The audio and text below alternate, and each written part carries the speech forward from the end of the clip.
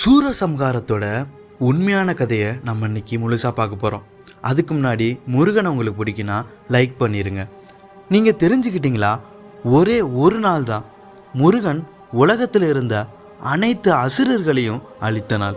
அந்த நாள் தான் சூரசம்ஹாரம். பழமையான காலத்தில் சூரபத்மன் என்ற அரசன் கடுமையான தவம் பண்ணி சிவபெருமானிடமிருந்து ஒரு ஆசீர்வாதம் பெற்றான். அந்த ஆசீர்வாதத்தால் தான் அவனை யாரும் வெல்ல முடியலை. அதனால் அவன் எல்லா தேவர்களையும் துன்புறுத்த ஆரம்பித்தான். பிரம்மா, விஷ்ணு எல்லாரும் கூட அவனை கண்டு பயந்தாங்க. அப்போதே சிவபெருமான் தன் சக்தியிலிருந்து ஒரு தெய்வீக கதிரை உருவாக்கினார்.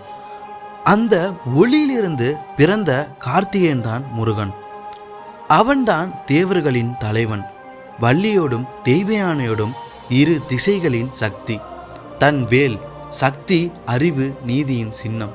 முருகன் தான் வேல் எடுத்து கொண்டு சூரபத்மனோட போரில் நுழைந்தார். 3 நாட்கள் கடுமையான யுத்தம் நடந்தது. சூரபத்மன் பல வடிவம் எடுத்தான்.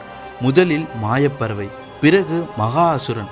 ஆனால் முருகனின் வேல் அவனை ஒவ்வொரு வடிவத்திலும் வென்றளித்தது. இறுதியில் சூரபத்மன் பிள்ளைப்பச்சி, மயில், இடும்பன், சேவலாக மாறி முருகனின் வாகனமாக ஆசீர்வாதம் பெற்றான்.